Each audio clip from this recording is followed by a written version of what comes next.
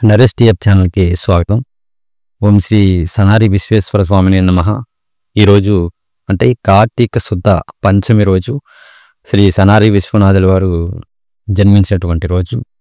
ఈ సందర్భంగా స్వామివారి యొక్క చరిత్ర గురించి, శ్రీ సనారి విశ్వనాథుల వారి గురించి చాలామందికి తెలియదు. మనలోనే మన చుట్టూ ఉన్నటువంటి ఎంతోమంది మహాత్ములు, మహనీయులు గురించి మనం తెలుసుకోవాలి, మన తర్వాత తరానికి తెలియచేయాలి. మనం ఎక్కడెక్కడో ఉన్న వాళ్ళ గురించి మనం తెలుస్తూ ఉంటాం, మన విదేశీల్లో ఉన్న గొప్ప గొప్ప వాళ్ళ గురించి మనం తెలుసుకుంటూ వాళ్ళని ఆరాధన చేస్తూ ఉంటాం. కానీ వారికంటే మన ప్రాంతంలో, మన నేలపైన జన్మించి నడయాడినటువంటి మహనీయులు, మహాత్ములు, అవతార పురుషులు, ఇటువంటి వారి గురించి తెలుసుకోవాలి. వారు బోధించినటువంటి ఆ బోధనలు మనం తెలుసుకొని వారు చూపించినటువంటి మార్గంలో మనం పయనించాలి. ఇప్పటికీ సుమారు 240 సంవత్సరాల పైనే స్వామివారి జన్మించి ఇప్పటికీ సజీవంగా శ్రీశైల ప్రాంతంలో ఉన్నారు. స్వామివారి యొక్క అవతారం గురించి శ్రీ వీరబ్రహ్మేంద్ర స్వామివారు కూడా స్వయంగా తమ గోవింద వాక్యాల్లో చెప్పడం జరిగింది. అలాగే శ్రీ సనారి విశ్వనాథుల వారు వారి యొక్క అవతారం గురించి వారు స్వయంగా రచించినటువంటి సంవాద గ్రంథంలో కూడా తన అవతారానికి కారణం ఏంటి అనేది కూడా తెలియజేశారు. స్వామివారి యొక్క చరిత్ర కనుక మనం చూసుకున్నట్టయితే చాలా అద్భుతంగా, చాలా మహిమలు మనకు కనిపిస్తాయి. పాషాణం అంటే మనం సామాన్యులు ఒక్క పాషాణమును స్వీకరిస్తే చనిపోతారు. స్వామివారిని పరీక్షించడం కోసం ఏదో ఒక సందర్భంలో స్వామివారే స్వయంగా 9 పాషాణములను స్వీకరించి మూత్రం పోయడంతో ఆ మూత్రం బంగారంగా మారిపోతుంది.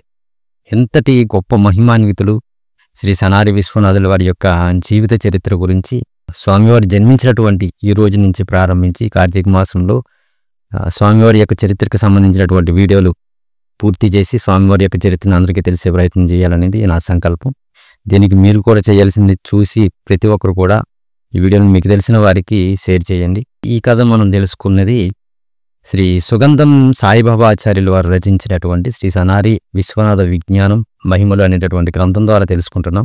కథ ఆరంభంలో గనక మనం వెళ్ళటైతే 1000 ఏళ్ళు తురస్కులు పరిపాలించారు మన భారతదేశాన్ని, అంటే మహమ్మదీయులు. వారి తర్వాత బ్రిటిషర్స్ మన దేశాన్ని పరిపాలించారు. వీళ్ళిద్దరి వల్ల కూడా మన సనాతన ధర్మానికి జరగాల్సినటువంటి నష్టం అయితే జరిగింది. మన సంస్కృతి, మన ఆచారాలను దెబ్బతీశారు.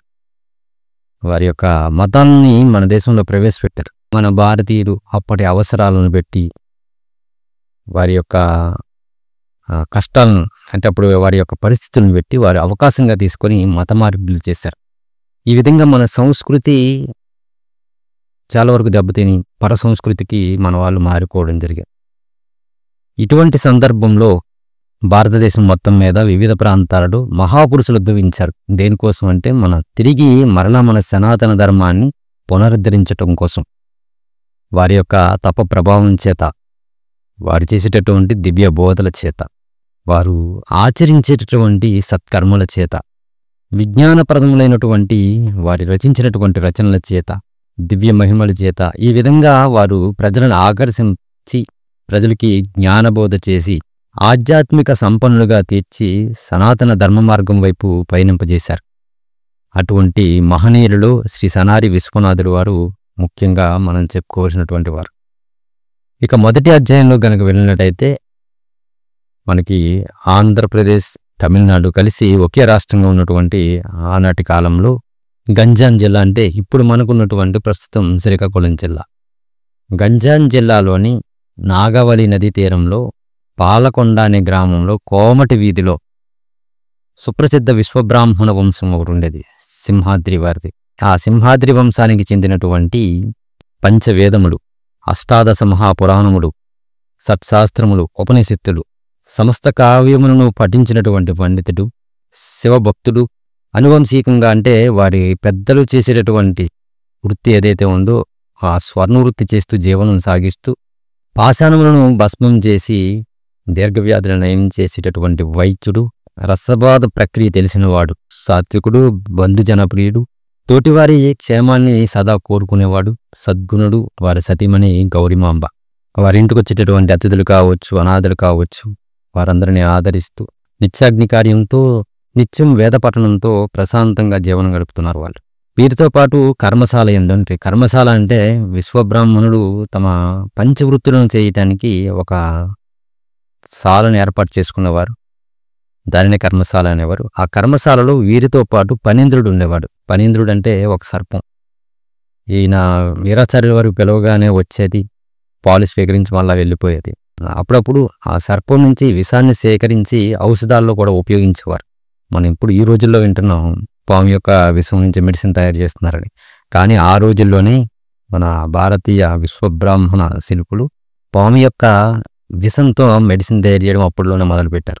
ఈ విధంగా తమ ఇంటికి వచ్చేటటువంటి అతిథులు కావచ్చు, అనాథులు కావచ్చు, వీరందరికీ కూడా భోజన ఏర్పాట్లు అన్నీ చేసుకుంటూ నిత్య కళ్యాణం పచ్చతోరణం ఉన్నట్లుగా వారి జీవనం సాగుతుండేది. అయితే వీరికి ఉన్నటువంటి లోటు ఏంటి అంటే వీరికి సంతానం లేదు. అపుత్రస్య గతిర్నాస్తి అపుత్రస్య గృహం శూన్యం అనేటటువంటి శాస్త్రోక్తి వల్ల పిల్లలు లేనటువంటి ఇల్లు నరకమని.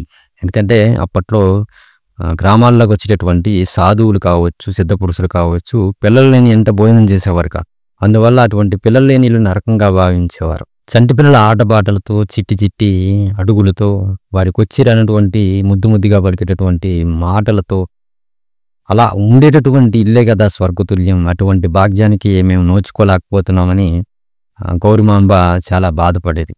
ఆ బాధ రోజు రోజుకి మరింత ఎక్కువై ఒకనాడు వీరాచార్యుల వారు నిత్య అనుష్ఠానం ముగించుకొని సంధ్యావందనం ఇవన్నీ కూడా చేసుకొని దర్భాసనమై కూర్చొని వేదపఠనం చేస్తున్నటువంటి సందర్భంలో గౌరిమాంబ తన వద్దకు వెళ్ళి నించుంది.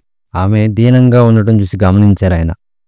ఎందుకు ఇలా ఉన్నావు దేవి, నీ బాధ కారణం ఏంటి అని అడిగితే, రాదా మనకి పిల్లలు లేరు, దీనికోసం మనం ఎన్నో నోములు చేసాం, వ్రతములు చేసాం, కాకపోతే ఫలితం లేకుండా పోయింది. నాకెందుకో యాత్రలు చేస్తే సంతానం కలుగుతారేమో అని అనిపిస్తుంది. నేను ఏనాడు కూడా మిమ్మల్ని ఏ కోరిక కోరలేదు, నా ఈ కోరిక మన్నించండి అని కోరిక తీర్చమని ఆ భర్తని ప్రాధేయపడింది. అలా ప్రాధేయపడుతున్నటువంటి గౌరిమాంబను చూసి వీరాచార్యుల వారి దేవి, దేనికోసం ఎంత బాధపడాలా, మనం తప్పకుండా యాత్రలు చేద్దాం, నువ్వు అనుకుంటున్నటువంటి నీ కోరిక కూడా తప్పక నెరవేరుతుంది అని ఆ పరమేశ్వరుని ధ్యానించి యాత్రకు కావలసినటువంటి ఏర్పాట్లు చేసుకుంటున్నారు. అలాగే యాత్రలు మనం ఇప్పట్లాగా కాదు కదా. మనం ఇప్పుడు ఈరోజు మనం యాత్రకు వెళ్ళాలంటే వేరే వాళ్ళతో పని లేకుండా మన ఫ్యామిలీ మనం యాత్రకి వెళ్ళి వచ్చేవచ్చు. ఎంత దూరమైనా కాశీ వెళ్ళి రావాలంటే వచ్చేవారు కాదు. ఎందుకంటే అంత ప్రయాసపడి వెళ్ళేవారు, ప్రయాణ సౌకర్యాలు ఏమి ఉండేవి కాదు. దానివల్ల ఒంటరిగా యాత్రలకు వెళ్ళడం కుదిరేది కాదు.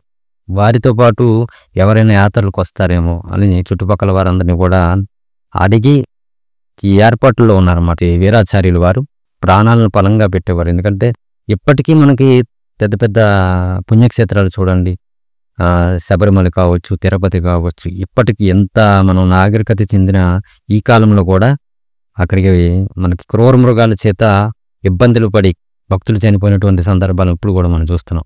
మరి అటువంటి ఆనాటి కాలంలో ఎలా ఏ విధంగా ఉండేది, ఎంత ఘోరంగా ఉండేదో మనం ఒకసారి ఊహించుకోవచ్చు. అటువంటి ఆ సమయంలో యాత్రలు చేయడం అంటే ఒక సాహసం. ఈ క్రూర మృగాలు ఒక పక్క, దొంగలు కూడా అప్పుడు ఎక్కువగా ఉండేవారు. ఈ దొంగల బారి నుండి, అలాగే నది నదాలు, ఆ అడవుల నుంచి అన్ని దాటుకుంటూ దైవంపైనే భారం వేసి భక్తియ ప్రధానంగా యాత్రను సాగించారు. ఒక సాహసం చేసినట్టే.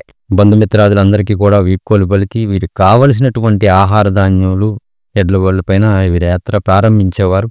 యాత్రకి వెళ్ళేటప్పుడు కూడా వారికి ఉన్నటువంటి బంధువులకి వారి యొక్క స్థిరచరాస్తులు అప్పగించి, బ్రతుకుంటే తిరిగి వస్తాం, లేకపోతే లేదు అన్నట్టుగా స్థిరచరాస్తులు వారి బంధువులకు అప్పగించి యాత్రలు ప్రారంభించేవారు అప్పట్లో. ఈ విధంగా వంట సామాగ్రులు వారితో నమ్మకంగా ఉండేటటువంటి సేవకులతో, చుట్టుపక్కల గ్రామాల్లో ఉన్నటువంటి భక్తులతో ఈ సాహసోపేతమైనటువంటి యాత్ర ప్రారంభించారు. మొదటిగా ఉత్తర దేశ యాత్రలు చేయాలని సంకల్పించుకొని ఉత్తర దేశ యాత్రలు మొదలుపెట్టారు. ముందుగా ఒక మంచి శుభముహూర్తం చూసుకొని బయలుదేరారు. శ్రీ ముఖలింగేశ్వరునికి అభిషేకాలు చేసుకొని వారు చేసేటటువంటి యాత్ర ఏదైతే ఉందో ఈ యాత్ర దిగ్విజయం చేయమని ప్రార్థించి అక్కడి నుంచి ప్రయాణం మొదలుపెట్టారు. అక్కడే వారాహి అమ్మవారికి పూజలు చేసి పూరి జగన్నాథ్ చేరుకున్నారు. పూరి జగన్నాథ్ని చేరుకొని బలభద్ర సమేతుడైనటువంటి జగన్నాథుని పూజించి వారు చేసేటటువంటి యాత్ర సంపూర్ణం చేయమని ఆ జగన్నాథునికి ప్రార్థించారు. అలాగే అక్కడ ఉన్నటువంటి దారు శిల్పములు, అంటే కర్రతో చేయబడినటువంటి దారు శిల్పములు అవి. అక్కడ ఆ శిల్పములకి అగ్నిస్పర్శ తగిలిందని, అంటే అక్కడ జరిగినటువంటి అగ్ని ప్రమాదంలో అగ్నిస్పర్శ అనేది ఆ విగ్రహాలకు కూడా తగిలిందని అక్కడ ఉన్నటువంటి దేవాలయ అర్చకుల చేత ఆ చరిత్రనంతా కూడా తెలుసుకోవడం జరిగింది. మార్గమధ్యంలో వచ్చేటటువంటి ప్రతి పుణ్యక్షేత్రాన్ని కూడా సందర్శించి కాశీ చేరుకున్నారు. కాశీ చేరుకున్న తర్వాత అక్కడ గంగానదిలో స్నానం ఆచరించి కాశీ విశ్వేశ్వరుని దర్శించుకున్నారు.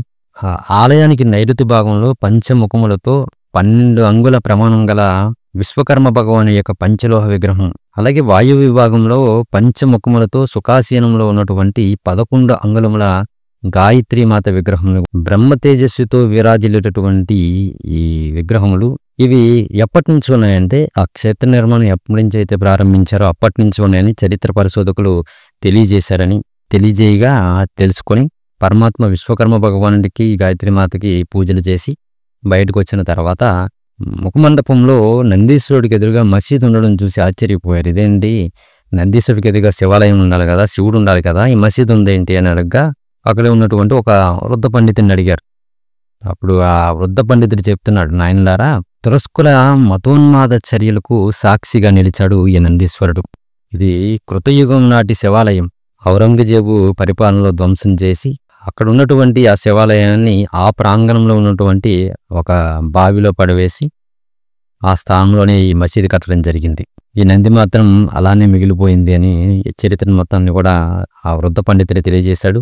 తర్వాత ఈ ముస్లిం రాజ్యాల పతనం తర్వాత హిందూ రాజుల పరిపాలన మొదలైంది. తర్వాత అప్పుడు ఇటార్సీ మహారాణి అహల్యాబాయి 1785లో ఇప్పుడున్నటువంటి ఈ దేవాలయాన్ని నిర్మాణం చేయగా రణజిత్ సింగ్ మహారాజు ఈ దేవాలయ గోపురానికి 22 మణుగుల బంగారపు రేకు తొడుగును వేయించాడు. ఇది ఈ దేవాలయం యొక్క వృత్తాంతం అని తెలియచేయగా ఈ వృత్తాంతాన్ని మొత్తాన్ని కూడా తెలుసుకొని మళ్ళీ అక్కడి నుంచి యాత్ర ప్రారంభించారు. ఈ విధంగా ఉత్తర దేశ యాత్రలో ఉన్నటువంటి ప్రముఖ పుణ్యక్షేత్రాలన్నింటినీ కూడా దర్శించుకొని తిరిగి పాలకొండ చేరారు. ఈ ప్రయాణం చేసినటువంటి అలసట అంతా కూడా తీర్చుకొని తమ బంధువులందరినీ కూడా ఆహ్వానించి వీరు చేసినటువంటి యాత్ర యొక్క విశేషాలన్నింటినీ కూడా వారితో పంచుకొని వారందరికీ కూడా పంచభక్ష పరిమాణాలతో భోజనాల ఏర్పాట్లు చేసి దక్షిణ తాంబూలాదులు ఇచ్చి వారి యొక్క ఆశీర్వాదాలు తీసుకొని మరలా కొన్ని రోజులు తర్వాత ఒక శుభముహూర్తం నిశ్చయించుకొని దక్షిణ దేశ యాత్రలు కూడా చేయాలని నిశ్చయించుకున్నారు. మనం తర్వాతి భాగంలో దక్షిణ దేశ యాత్రల గురించి కూడా తెలుసుకుంటాం. ఈ వీడియో ఎంతవరకు చూసినందుకు ధన్యవాదాలు. వీడియోని మీకు తెలిసిన వారికి, తెలిసిన గ్రూపులకి షేర్ చేయడం మర్చిపోకండి. స్వామివారి యొక్క చరిత్ర అందరికీ తెలిసేలా చేయండి. ఓం శ్రీ సనారి విశ్వేశ్వర స్వామినే నమః.